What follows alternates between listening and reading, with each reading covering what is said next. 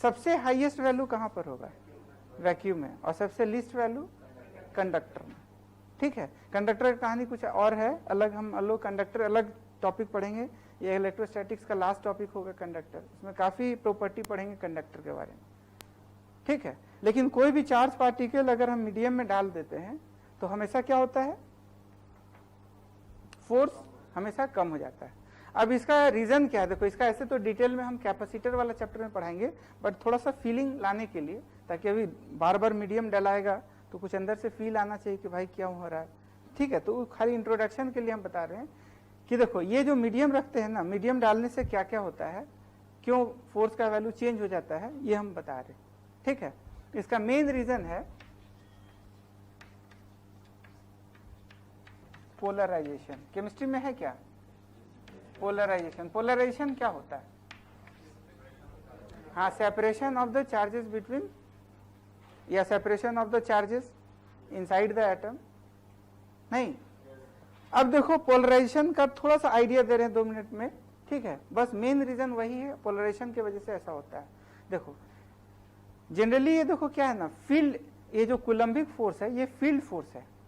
एक पार्टिकल पहले field generate करेगा और उसी फील्ड के अंदर दूसरा पार्टिकल रखा था तो उसके ऊपर फोर्स लगता है। ठीक है, gravitational force, magnetic field force, electric field force, ये फील्ड फोर्स है। पहले एक पार्टिकल पहले क्या करता है? एक फील्ड जनरेट करता है। उसी एक्सटर्नल फील्ड के अंदर अगर किसी दूसरे पार्टिकल को रखेंगे तो जाके उसके ऊपर फोर्स लगेगा। तो जैसे तुम लोग 11th में पढ़ा था कि F बराबर, ग्रेविटेशन में क्या पढ़ा था? F बराबर m गुना E होता है। m क्या होता है? टेस्ट मास। और E क्या होता है? Gravitational field intensity. अरे यार, अरे बोलो, F क्या है? फोर्स। m और E क्या होता है? हाँ, ग्रेविटेशनल फील्ड इंटेंसिटी। मतलब E है एक्सटर्नल इलेक्ट्रिक फील्ड, नहीं सॉरी, E यहाँ पर ग्रेविटेशनल फील्ड बोलेंगे। E एक्सटर्नल ग्रेविटेशनल फील्ड है, m को टेस्ट मास कहा जाता है। तो जब भी m टेस्ट मास, या m नॉट ले लो, जब भी m नॉट टेस्ट मास किसी एक्सटर्नल ग्रेविटेशनल फील्ड के अंदर होगा तो उस पर फोर्स जो लगेगा वो इतना होगा। जितना स्ट्रॉन्ग एक्सटर्नल फील्ड उतना ज्यादा फोर्स। ठीक है, ये चीज यहाँ पर इलेक्ट्रोस्टैटिक्स में भी होता है। इलेक्ट्रोस्टैटिक्स में देखो क्या लिखते हैं, F बराबर m नॉट की जगह Q नॉट हो जाएगा और E हो जाएगा इलेक्ट्रिक फील्ड इंटेंसिटी। ठीक, जितना स्ट्रॉन्ग इलेक्ट्रिक फील्ड इंटेंसिटी उतना ज्यादा फोर्स। ठीक है, अब देखो ये फील्ड देखो क्या है, ये एक्सटर्नल इलेक्ट्रिक फील्ड है। ठीक है, अब देखो इलेक्ट्रिक फील्ड का कहानी क्या है। देखो सपोज दैट कि मान लो, देखो ये डाइलेक्ट्रिक डालने से, डाइलेक्ट्रिक का मतलब इंसुलेटर, डाइलेक्ट्रिक का मतलब इंसुलेटर। इंसुलेटर देखो कितना तरह का मैटर होता है? 3 तरह का। क्या क्या? कंडक्टर, इंसुलेटर और यहां पर सारा आइडियल केस के बारे में पढ़ेंगे। आइडियल केस बोले तो इंडक्टर जिसमें नो फ्री इलेक्ट्रॉन, या इंसुलेटर बोले तो नो फ्री इलेक्ट्रॉन। अरे इंसुलेटर मीन्स व्हाट? नो, ऐसे तो कुछ फ्री इलेक्ट्रॉन्स होता ही है रियली में, बट उसको नेग्लेक्ट करना आइडियल सिचुएशन पे। इंसुलेटर बोले तो नो फ्री इलेक्ट्रॉन, कंडक्टर बोले तो इनफाइनाइट फ्री इलेक्ट्रॉन, और सेमीकंडक्टर भी पढ़ना नहीं है। इंसुलेटर बोले तो कंडक्टर बोले तो इनफाइनाइट फ्री इलेक्ट्रॉन, और सेमीकंडक्टर भी पढ़ना नहीं है। अब देखो 2 तरह का एटम होता है, एक पोलर एक नॉन पोलर, एक गोल गोल और एक चपटा वाला। ठीक है, अब देखो जैसे मान लो कि ये इलेक्ट्रिक फील्ड है ऐसे, ठीक, ये इलेक्ट्रिक फील्ड हो गया, क्लियर। अब इसमें एक चार्ज पार्टिकल ऐसे रखते हैं Q नॉट, तो उसके ऊपर फोर्स लगेगा। ठीक है, Q नॉट के ऊपर फोर्स लगेगा। यहां पर देखो स्केलर मल्टीप्लीकेशन का एग्जांपल है, अभी उतना ज्यादा डिटेल में नहीं बता रहे हैं, ऐसे हम साइन खाली बता रहे हैं। अगर Q नॉट पॉजिटिव होगा तो जो फील्ड का डायरेक्शन होगा वही फोर्स का डायरेक्शन होगा, और Q नॉट अगर नेगेटिव हुआ तो स्केलर मल्टीप्लीकेशन पढ़ा होगा, तो जो फील्ड का डायरेक्शन होगा उसी के ठीक ऑपोजिट में फोर्स होगा। और यहाँ पर E क्या है? External electric field. ठीक है, अब देखो ये Q नॉट रखें, इसके ऊपर फोर्स लगा, फोर्स का जो मैग्नीट्यूड हुआ वो Q नॉट इंटू E। बोल क्लियर। लेकिन देखो जब हम कोई डाइलेक्ट्रिक रखेंगे तो वो डाइलेक्ट्रिक पोलराइज हो जाता है, सेपरेट हो जाता है, जिसके वजह से डाइलेक्ट्रिक के अंदर एक और सेपरेशन ऑफ चार्जेस की वजह से एक फील्ड जनरेट हो जाता है। उस फील्ड को बोलते हैं electric field due to polarisation. और वो electric field due to polarisation जो जनरेट होगा वो हमेशा opposite to the external electric field होता है।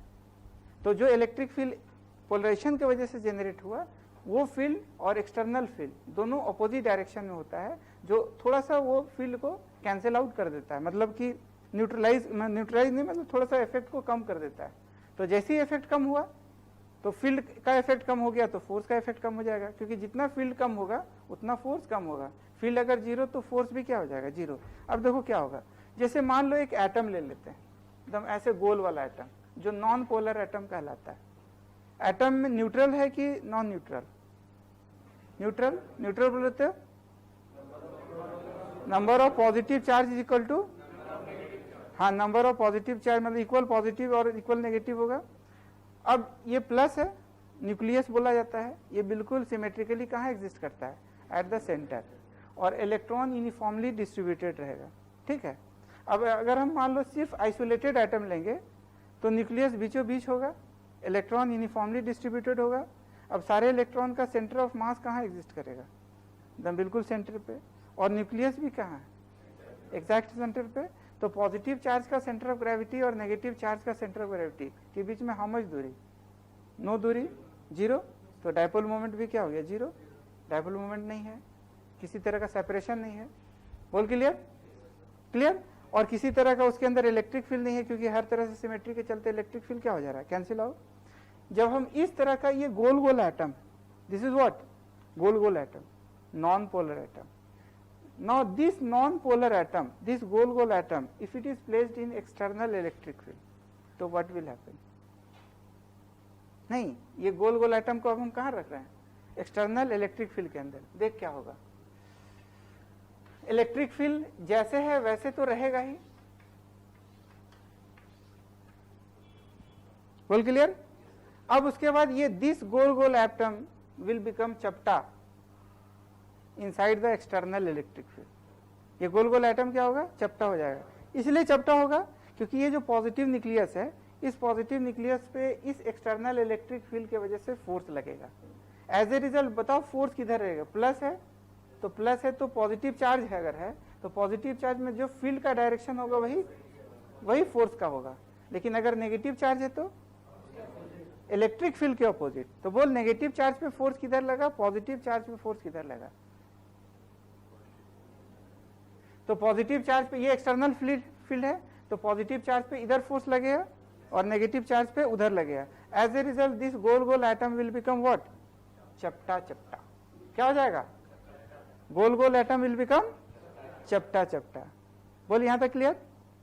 अब इसका पॉजिटिव चाहे राइट लिखें कि लेफ्ट लिखें, अरे बोलो राइट की लेफ्ट, जिधर फील्ड का डायरेक्शन उधर ही पॉजिटिव चार्ज के ऊपर फोर्स लगे। एज ए रिजल्ट शिफ्टिंग होगा, तो पॉजिटिव चार्ज तेरा इधर शिफ्ट कर गया न्यूक्लियस, क्लियर। और ये जो नेगेटिव चार्जेस है हम सारा एक ही जगह सेंटर ऑफ ग्रेविटी लेके चल रहे हैं, हालांकि most of the electron will shift इधर, तो नेगेटिव सब मिला के एक ही जगह negative charges we are putting here. तो इधर पॉजिटिव इधर नेगेटिव। नाउ ये प्लस और माइनस के वजह से इंटरनली एटम के अंदर एक इलेक्ट्रिक फील्ड क्रिएट हो जाएगा, जिसका डायरेक्शन हमेशा प्लस से माइनस की ओर होता है। इलेक्ट्रिक फील्ड का डायरेक्शन किधर, प्लस से माइनस की ओर। तो ये एक्सटर्नल इलेक्ट्रिक फील्ड हो गया, तो इसका डायरेक्शन हम प्लस से माइनस मतलब इधर दिखा दिए, EP, that is electric field due to polarisation. एक एटम का समझाए हैं, क्लियर। अब मान लो सोचो कि कोई इंसुलेटिंग मटेरियल है, कोई डाइलेक्ट्रिक मीडियम है। ये डाइलेक्ट्रिक मीडियम को अगर हम इलेक्ट्रिक फील्ड के अंदर रख देंगे तो व्हाट विल हैपन, तो वो डाइलेक्ट्रिक अगर नॉन पोलर है तो all the atoms are initially क्या, गोल गोल, बिफोर कीपिंग इनसाइड किसके अंदर,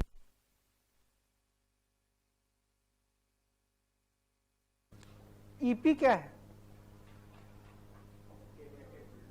इलेक्ट्रिक फील्ड ड्यू टू वो हमेशा उसका डायरेक्शन किधर होगा, प्लस से माइनस की ओर, प्लस से, तो हमेशा इधर होगा कि नहीं होगा। कभी ये माइनस इधर जा सकता है, कभी ये प्लस इधर जा सकता है, क्योंकि ये फोर्स लगा है इलेक्ट्रिक फील्ड की वजह से। तो इसी तरह से शिफ्टिंग होना है। अब देखो जो electric field due to polarisation है वो किधर हो गया, ईपी इधर, और एक्सटर्नल इलेक्ट्रिक फील्ड किधर, इधर। ऐसे let this external electric field भी ई ले लेते हैं। Now what is net electric field, देखो ई और ईपी, बोल नेट इलेक्ट्रिक फील्ड क्या होगा, E net equal to E minus, अरे बोलो, E minus EP. Electric field घट गया कि नहीं घट गया, नहीं चमका, क्या हुआ, नेट इलेक्ट्रिक फील्ड क्या हो गया, घट गया।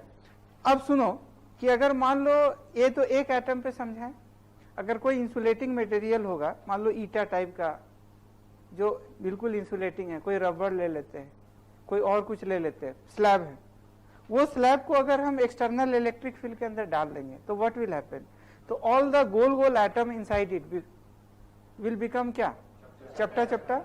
Before introducing dielectric slab in the medium all the atoms were goal goal, all the atoms were, but when it is dipped, when it is immersed, when it is introduced inside what, external electric field, so what happened, goal goal atom will become, in every atom there will be external electric field due to polarization। तो EP सबका वेक्टोरली add हो जाएगा, तो अच्छा खासा electric field due to polarisation will be induced, नहीं, और net electric field will be decreasing in a very large quantity. अरे चमका नहीं, क्या हुआ, तो बोल नेट इलेक्ट्रिक फील्ड फाइनली अगर डाइलेक्ट्रिक स्लैब डाल देंगे, when insulating material will be introduced, तो net electric field E net will be क्या, ई माइनस ईपी। अरे बोलो, तो अंततः जो फोर्स लगेगा F बराबर Q नॉट इंटू ई नहीं लिखे, अब क्या लिखेंगे, नहीं क्लियर हुआ, अरे बोलो, तो Q not into E net will B force acting on now particles, ठीक है, ये फोर्स अब ऐसा हो जाएगा। अब देखो ये बढ़ा कि घटा, बढ़ा कि घटा, नेट जो है घट गया, तो फोर्स भी नेट क्या हो जाएगा, इसीलिए जो है ये टर्म K आ गया, ठीक है। अब ये K को हम कैसे डिफाइन करते हैं, आगे हम लोग डिटेल में पढ़ेंगे कैपेसिटर में, बट सिर्फ इंट्रोडक्शन के लिए देखो ये K को कैसे डिफाइन किया गया है। This K is defined as external electric field E, जो हम लोग इंट्रोड्यूस किए थे ये वाला, डिवाइडेड बाई ई नेट, या E बाई ई नेट को क्या लिख सकते हैं, E माइनस, ये K आ गया। अब सोचो ये तो हमेशा कम ही होगा, ये हमेशा E है और ये E से कम होगा, तो ये जो पूरा टर्म आया न्यूमरेटर बाई डिनोमिनेटर का रेशियो, ये हमेशा क्या होगा, 1 से ज्यादा होगा। अरे यार क्या होगा, 1 से, तो K का वैल्यू हमेशा 1 से, सोचो कि अगर EP 0 होगा तो E बाई ई कितना होगा, 1। EP कब 0 होगा, पोलराइजेशन इलेक्ट्रिक फील्ड वाला कब 0 होगा, सोचिए कि कोई मीडियम नहीं, वैक्यूम पूरा कंप्लीट है, क्या है, पूरा कंप्लीट वैक्यूम है। वैक्यूम मतलब क्या होता है, नॉट ए सिंगल पार्टिकल, कोई भी एयर पार्टिकल भी नहीं है, तो वहां पोलराइज होने के लिए कुछ बचा ही नहीं। अरे यार कुछ पोलराइज होने के लिए वहां पर कुछ बचा ही नहीं, कुछ है ही नहीं पोलराइज होने के लिए, तो क्या EP टर्म आएगा, नहीं आएगा, तो बराबर E हमेशा एक्सटर्नल इलेक्ट्रिक फील्ड में कोई चेंज नहीं होगा, तो EP विल बिकम क्या, 0। नाउ E बाई ई बचेगा, E बाई ई, K का वैल्यू क्या आएगा, 1, इसीलिए K का वैल्यू कहाँ लिखा गया, वैक्यूम में 1 हो गया। और कंडक्टर में क्या होता है, बहुत सारा फ्री चार्जेस होता है, बहुत सारा फ्री इलेक्ट्रॉन होता है, तो भयंकर पोलराइजेशन होता है, मतलब जितना चाहो इलेक्ट्रॉन अपने आप को इस तरह से फ्रीली रिडिस्ट्रीब्यूट कर लेगा इलेक्ट्रोस्टैटिक कंडीशन को अचीव करने के लिए कि नेट इलेक्ट्रिक फील्ड ही सारा 0 हो जाता है। E और EP का मैग्नीट्यूड बिल्कुल क्या हो जाता है, E माइनस EP, E बराबर EP बन जाता है, और E माइनस EP का जो डिफरेंस है वो 0 हो जाता है, और समथिंग डिवाइडेड बाई 0 K का वैल्यू क्या हो जाएगा, अनडिफाइंड, इंफिनिटी, इसलिए K का वैल्यू इंफिनिटी हो गया कंडक्टर के अंदर। अब जैसा रिच पोलराइजेशन उतना ही फोर्स का अमाउंट कम होता जाएगा। नहीं चमका क्या हुआ? अरे बोलो बोलो बोलो। अब ये थोड़ा फील लाने के लिए हम ऐसे बताएं, ऐसे पढ़ना बाद में, बट फीलिंग आ जाएगी मीडियम डालने से होता क्या है। All clear? तो therefore whenever the charge particle is immersed inside what? Inside medium, so there will be always decrease of force. So force in medium will be what? F vacuum by K. ये K का मतलब समझ में आया? K is what? Dielectric constant. ये सारा drama सिर्फ electrostatics में होता है, ग्रेविटेशन में नहीं होता है। क्योंकि ग्रेविटेशन में पॉजिटिव चार्ज नेगेटिव चार्ज कुछ होता है क्या? वहाँ अरे वहाँ पर तो सिर्फ एक ही, ग्रेविटेशन में कोई पोलराइजेशन नहीं होता है। तो दो पार्टिकल है, अगर दो पॉइंट मास है, इलेक्ट्रॉन या दो प्रोटॉन को ही वैक्यूम में रखो, तो जितना फोर्स वैक्यूम में होगा वही दो प्रोटॉन को अगर कहाँ रख दो, वाटर में, तो उतना ही फोर्स उसमें भी होगा। किसी और मीडियम में रख दो, दूध में रख दो, दाल में रख दो, अमृत में रख दो, व्हाट विल हैपन? फोर्स हमेशा सेम रहेगा। क्यों? क्योंकि वहां पोलराइजेशन नहीं होता है। लेकिन पोलराइजेशन किस में होता है? चार्जेस वगैरह में। तो चार्जेस वगैरह में चेंज होता रहेगा, ठीक है। जिसमें पोलराइजेशन ज्यादा होगा उसमें फील्ड मतलब फोर्स का जो अमाउंट है वो ज्यादा चेंज करेगा। नहीं चमका? तो why it is difference, there is a difference, slightly difference है मीडियम में। तो इसीलिए ग्रेविटेशन में जो आता है ना, F बराबर G(m1m2/r²। कैपिटल G को क्या बोला जाता है? Universal gravitational constant. क्या बोलते हैं? Why it is called universal term? हाँ, because that does not depend on the medium. वो पार्टिकल को किसी भी मीडियम में रखो, the value will be always 6.67 × 10⁻⁻11 newton metre square per kg²। नहीं, लेकिन यहाँ पर अलग अलग मीडियम का अलग अलग ड्रामा डिपेंड करेगा। तो सारे चीज में एक्सपेरिमेंटली बहुत ज्यादा हुआ, और फिर फाइनली K का वैल्यू टेबल में तुमको दिया हुआ रहेगा, इसका इतना लेना है, इसका इतना लेना है, उसका उतना लेना है। बोल क्लियर? फटाक से लिख लो। यहाँ तक क्लियर है? एयर इक्विवेलेंस सेपरेशन, क्या टॉपिक का नाम है? Air equivalence separation. बढ़िया समझना, ठीक है। एयर इक्विवेलेंस सेपरेशन देखो होता क्या है कि जैसे मान लो दो पार्टिकल है Q1 Q2, और ये बिल्कुल मीडियम में ऐसे रखा हुआ है, डाइलेक्ट्रिक कांस्टेंट K है। क्या है ये? मीडियम, ठीक है। डाइलेक्ट्रिक कांस्टेंट कितना है? K। दूरी कितना? R, ठीक है। ये R की जगह T ले लो। T is gap between Q1 and Q2। सो रहा है क्या कि ध्यान से सुन रहा है? सुन रहा है। तो Q1 Q2 क्या है? दो चार्ज पार्टिकल है, और T क्या है? दोनों के बीच का डिस्टेंस है। तो और मीडियम के अंदर रखा हुआ है। क्या चीज के अंदर? डर रिस्पॉन्स। क्या चीज के अंदर? तो बोल F मीडियम क्या होगा? Q1 Q2 by 4πε0। K इसका डाइलेक्ट्रिक कांस्टेंट है, तो बोल यहाँ K भी आ जाएगा। तो K(ε0) into what? T²। What is T? Distance between 2 point charge Q1 and Q2, ठीक। अब देखो सुनो, अगर हम ये दोनों के बीच में मीडियम है, Q1 Q2 के बीच में मीडियम है, ये मीडियम मान लो हटा दिए। मान लो कि सपोज ये बक्सा में रखा हुआ था, कोई ट्रंक में पानी भरा हुआ था, ठीक है, और Q1 Q2 रखे थे, और दोनों के बीच में फोर्स लग रहा था, 100 न्यूटन का मान लो फोर्स लग रहा था, ठीक। पानी खोल करके हटा दिए, सारा पानी हट गया वहां से, ठीक। सिर्फ Q1 Q2 रह गया, दूरी वही रह गया, ठीक है। अब बताओ दोनों के बीच में पानी हटा दिए या मीडियम हटा दिए, तो फोर्स वही रहेगा कि चेंज होगा? डल रेशो वही रहेगा कि चेंज होगा? बढ़ेगा कि घटेगा? सोच लो, बढ़ेगा कि घटेगा? मीडियम हटा दो तो फोर्स बढ़ जाएगा, और मीडियम डाल दो तो फोर्स, और हटा दो तो। अब हम चाहते हैं, मीडियम हटा दिए, अब हम चाहते हैं कि वही वाला फोर्स फिर हो दोनों के बीच में जितना पहले था। पहले कितना लेके हम लोग समझे थे? 100 न्यूटन था। अब तो 100 से ज्यादा हो गया कि कम हो गया?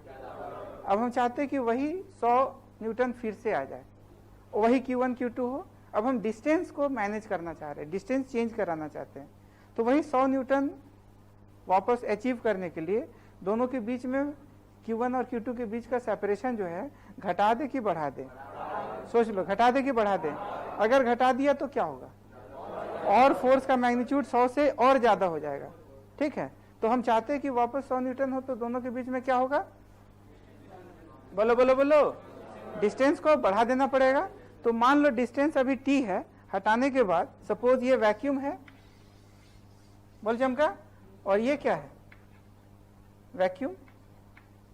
हम वैक्यूम को एयर भी अब यूज करेंगे, क्योंकि एयर और वैक्यूम लगभग बात बराबर है। अब दोनों के बीच में Q1 t रहेगा कि t से ज्यादा? बोलो बोलो, t से ज्यादा। वही Q1 वही Q2 और वही फोर्स हम अचीव कराना चाहते हैं, तो लेट दिस बी R0। कितना? अब F वैक्यूम क्या है? F वैक्यूम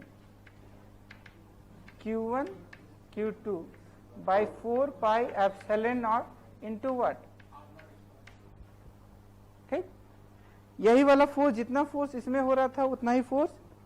अब हम लोग को पढ़ना क्या है कि ये थिकनेस के जगह हम एयर से कितना रिप्लेस करेंगे कि वही फोर्स का वैल्यू एग्जिस्ट करे। इसका मतलब हम सारा बात समझा दे रहे हैं कि F medium is equal to क्या है? F vacuum. पहले जो 100 न्यूटन था वही 100 न्यूटन अभी भी बना दिए। इसके लिए हम मीडियम हटाने के बाद डिस्टेंस को चेंज करा दिए। क्लियर है? अब एफ मीडियम क्या है? बोलो, एफ मीडियम क्या है? Q1 Q2 by 4 pi epsilon naught K into what? Clear? और एफ वैक्यूम क्या है? वही Q1 वही Q2 4 pi epsilon naught but naught is what? R0 का स्क्वायर। अब सॉल्व करके देखो, Q1 Q2 cancel, 4 pi cancel, epsilon not cancel, कितना आएगा? के टी स्क्वायर बराबर क्या? R0 का स्क्वायर, या रूट के into T equal to what? या R0 बराबर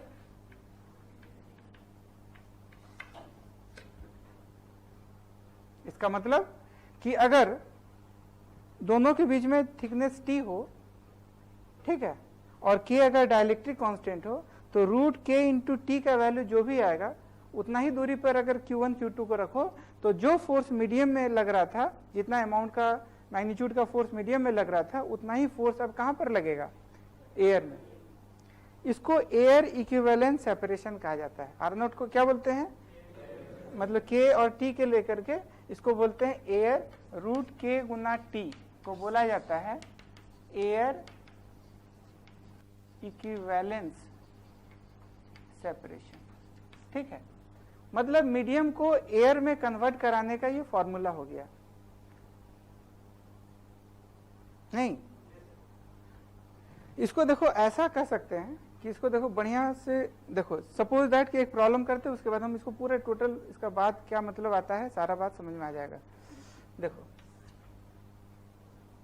अगर दो पार्टिकल Q1 और Q2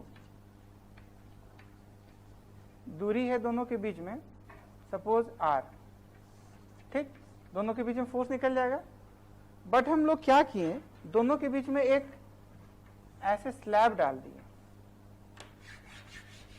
जिसका थिकनेस t है और इसका डाइलेक्ट्रिक कांस्टेंट k है।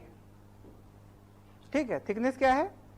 t, किसका? मीडियम का। पूरा टोटल विड्थ का हम नहीं डाले हैं, ऐसा नहीं कि r विड्थ का मीडियम डाले हैं, हम t विड्थ का मीडियम डाले हैं जिसका डाइलेक्ट्रिक कांस्टेंट क्या है? k। और Q1 और Q2 दोनों के बीच में अब हमको बताना है कि ये दोनों में फोर्स कितना लगेगा। मतलब Q1 पे जितना फोर्स लगेगा उतना ही Q2 पे लगेगा, Q2 पे जितना है, क्योंकि ये एक्शन रिएक्शन पेयर को फॉलो करता है। ठीक, बोलो क्या होगा आंसर? तो देखो कैसे बनाना चाहेंगे। यहां तो कुछ पार्ट क्या है? कुछ पार्ट तो एयर है, ये एयर और ये क्या? मीडियम। एयर वाला हिस्सा कितना है? R minus T. क्या है? R minus T. तो R माइनस टी, जो एयर वाला हिस्सा जैसे है वैसा ही रहेगा, बट मीडियम वाला हिस्सा कितना है? T। तो इस मीडियम को हम ना एयर मीडियम या वैक्यूम मीडियम में कन्वर्ट कराने का कोशिश करेंगे कि इसका वैल्यूएशन एयर के हिसाब से कितना होता है। जैसे याद करो कैलोरीमेट्री पढ़ा था तो एक वाटर इक्विवेलेंट टर्म आया था, इतना कॉपर बराबर इतना मास होता है, ठीक है। या फिर मान लो ज्यादातर करेंसी क्या चीज में चलता है, डॉलर में। $1 बराबर कितना रुपया, अरे बोलो, $1 बराबर 62 रुपीज। ये तो किसका है, इंडिया और ठीक चाइना का कुछ और है, जापान का कुछ और है, बांग्लादेश का टका उसका वैल्यूएशन कुछ और है, उसका उतना टका बराबर कुछ और डॉलर, $1 बराबर उसका कुछ और है। पाकिस्तान का पता नहीं, पाकिस्तान का होता भी है कि नहीं, होता है क्या है? उसका भी वही होता है, उसका भी वैल्यूएशन वही की है। खैर जो भी हो, अब सुनो मतलब देखो, इंडिया वाला का वैल्यूएशन अलग, चाइना का अलग, एक ही मतलब स्टैंडर्ड है तुम्हारा डॉलर, सबको डॉलर में बदल रहे हैं, ठीक है। अब यहां पर तुम लोग ऐसा सोच सकता है कि इसका वैल्यूएशन हम किससे कराएंगे, एयर से। नहीं चमका क्या हुआ, ये ऑलरेडी कुछ एयर है तो उस एयर में छेड़छाड़ नहीं करना है, जो मीडियम वाला पार्ट है उसका वैल्यूएशन एयर से कराना है। कैसे कराएंगे, तो अगर टी थिकनेस का मीडियम हो और उसका डाइलेक्ट्रिक कांस्टेंट के हो तो उसका वैल्यूएशन इतने के बराबर होता है। नहीं चमका क्या हुआ, अगर टी थिकनेस क्या क्या हो, मीडियम, और उसका डाइलेक्ट्रिक कांस्टेंट क्या हो, के, तो उसका जो एयर में जो वैल्यूएशन आता है वो वैल्यूएशन इतना होता है। नहीं, $2 बराबर 120 रुपया, $3 बराबर इतना, पाकिस्तान का इतना, मतलब कहने का मतलब सब स्टैंडर्ड में लाना है। अब देखो सुनो, हम लोग पहले क्या लिखेंगे, देख Q1 Q2 by 4 pi epsilon not. कोई दिक्कत वाली बात, एयर वाला पार्ट ऑलरेडी, एयर में कोई दाग नहीं है, एयर वाला बताओ कितना है, R-T। अरे कितना है, तो यहां पर देखो R-T लिख लेगा, चमका, प्लस एयर वाला हो गया। अब कौन वाला बचा, मीडियम वाला। अब बताओ इसका वैल्यूएशन क्या होगा, √KT। अरे यार, इस हिस्सा का, ये तो डाइलेक्ट्रिक है ना, इस हिस्से का एयर के बराबर में कन्वर्ट करना है, तो वैल्यूएशन कितने का होगा, √KT। अरे बोलो, तो ये हो गया √K गुना T। तो टोटल ये एयर ऑलरेडी है, फिर इस मीडियम का एयर वाला पार्ट इतना हो गया, तो टोटल मीडियम वाला हिस्सा इतना हो गया। अब क्या होता है, नीचे में डिस्टेंस का स्क्वायर, तो ये हो जाएगा तुम्हारा डिस्टेंस का स्क्वायर। नहीं चमका क्या हुआ, अरे बोलो बोलो बोलो, क्लियर। ये ऑलरेडी एयर है, इसमें कोई वैल्यूएशन, ये ऑलरेडी है जो चाहिए सो है, बट ये वाला का वैल्यूएशन निकाले तो इतना हुआ। टोटल मिला के इसका एयर के हिसाब से अगर दूरी कंपेयर किया जाएगा तो Q1 और Q2 के बीच में इतना एयर माना जाएगा का, फिर उसका स्क्वायर, बाकी टोटल वही।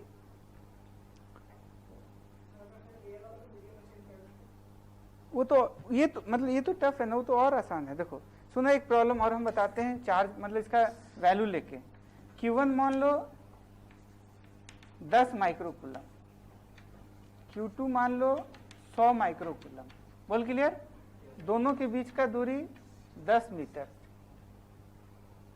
ठीक। अब इसके अंदर एक मीडियम, कहीं भी मीडियम ये दोनों के बीच में हो सकता है, जिसका थिकनेस है मान लो मात्र 4 मीटर। कितना है थिकनेस, कितना, 4 मीटर, और ये डाइलेक्ट्रिक है, और इसका वैल्यू मान लो कुछ होगा, सपोज 36 ले लेते हैं, ठीक। बोल फोर्स Q1 या Q2 पे जो एग्जिस्ट करे वो कितना होगा। तो देखो यहां पर हम न 10 का स्क्वायर करेंगे डिस्टेंस में, न 4 का करेंगे, पूरा लेके चलना होगा। एयर वाला हिस्सा कितना, बाकी जो मीडियम है उस मीडियम का एयर के हिसाब से कितना, फिर उसका स्क्वायर हो जाएगा। तो बोल क्या लिखेगा, सबसे पहले तो 1/4 पाई एप्सिलॉन नॉट होगा। क्या होगा, क्या होगा, हाँ 1/4 पाई एप्सिलॉन नॉट मतलब 9 × 10⁹ कोई दिक्कत वाली बात। अब Q1 × Q2 करेंगे, क्या करेंगे, what is Q1, 10 micro, what is Q2 × 10⁻⁻, micro micro, -12 कर दे क्या, कोई कष्ट वाली बात, कोई दिक्कत वाली बात। बोल 10 मीटर क्या लिखेगा, सब कोई बोलेगा, नीचे में क्या लिखेंगे, एयर वाला हिस्सा कितना, 10 - 4 दैट इज 6 मीटर। क्या 6 का स्क्वायर करेंगे?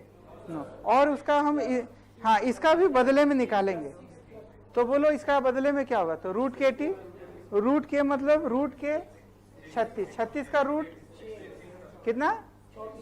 हाँ ये रूट के मतलब 36, 6 गुना 4 24, 6 गुना 4 मतलब ये 4 मीटर का जो वैल्यूएशन है 36 डायरेक्ट्रिक कांस्टेंट वाला, इसका वैल्यूएशन 4 बराबर 4 मीटर नहीं, कितना बोला? रूट के टी मतलब रूट 36 इंटू 4, तो 6 गुना 24 मीटर। अरे यार नहीं आया। ये 4 मीटर इज नॉट 4 मीटर, ये 4 मीटर बराबर एयर के हिसाब से सोचा जाए तो कितना? 24 मीटर। और एयर वाला ओरिजिनल कितना? 6 और 24 कितना? 30 का स्क्वायर। नहीं चमका? क्या हुआ? तो बोल क्या लिखेगा? तो हम लिखेंगे 10 - 4 6 प्लस रूट के टी, रूट के मतलब 36 इंटू 6, तो 6 गुना 4 क्या हो गया? रूट के टी ना, तो 6 गुना 4 का होल स्क्वायर। तो 6 गुना 4 कितना होता है? 24 प्लस 6, तो बोल कितना आएगा? 9 इंटू 10⁻⁹, 1000 इंटू 10⁻⁻12 डिवाइडेड बाई बोल क्या लिखेगा? हाँ 6 प्लस 24 ना, कहाँ गड़बड़ है क्या? 6 प्लस 24, 30 का स्क्वायर ना, तो बोल कितना आएगा? बोलो ये 90 कटेगा तो कितना है? बचा कितना? 10⁻, इसका मतलब 0.01 नहीं चमका, क्या हुआ? Now this is the final force. क्या इस टाइप का बहुत सारा मीडियम रहेगा तो बन जाएगा? सोच लो, कोई दिक्कत वाली बात? देख, अगर मान लो कि Q1 10 माइक्रोकूलम, Q2 100 माइक्रोकूलम, इसके अंदर 2 पार्टिकल रखा हो, पहले इतना उतारो तो एक देंगे बनाने के लिए। हाँ ले, ठीक है। देखो Q1 कितना है, वो इसी तरह का प्रॉब्लम रहते हैं। 10 माइक्रोकूलम, Q2 कितना? 100 माइक्रोकूलम। मान लो कि दोनों के बीच में देखो 6 मीटर का गैप है, ए रहता तो तुरंत बन जाता, ठीक है। लेकिन हम लोग इसमें मान लो 2 मीडियम डाल दिए। मान लो 6 मीटर को सपोज हम ऐसे डिवाइड कर रहे हैं, ये वाला हिस्सा 4 मीटर का और ये वाला हिस्सा 2 मीटर का, 4 मीटर और ये कितना? 2 मीटर। कोई दिक्कत? इसका डाइलेक्ट्रिक कांस्टेंट मान लो 36 मीटर ले लेते हैं और इसका डाइलेक्ट्रिक कांस्टेंट 9 ले ले। अच्छा, के का वैल्यू परफेक्ट स्क्वायर ये ले रहे हैं, क्यों? हाँ, सॉल्व करने में तुम्ही को आसानी होगा। क्या ये दोनों में फोर्स लगेगा कि नहीं लगेगा? तो हमको 10 माइक्रोकूलम के ऊपर जितना फोर्स 10 के ऊपर लगे उतना ही 100 के ऊपर लगेगा। फोर्स बताना है Q1 के ऊपर या Q2 के ऊपर, बराबर होगा। जल्दी बना दो फटाक से बताओ।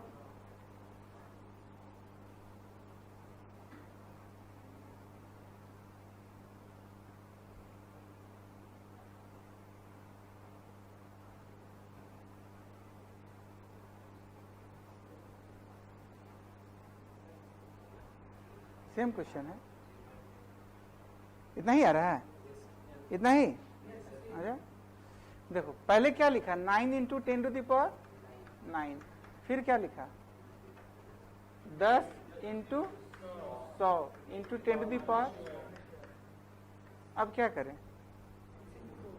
अरे बोलो, अब क्या करें? पहले इसको एयर में बदलेंगे, तो 4 मीटर का थिकनेस का एयर का वैल्यूएशन पे कितना होगा? रूट के टी, तो रूट के टी मतलब 36 का स्क्वायर रूट 6, 6 गुना 4, 6 गुना 4 24, तो इसका वैल्यूएशन 24 मीटर जो हम वहां, क्लियर? अब ये कितने मीटर का है?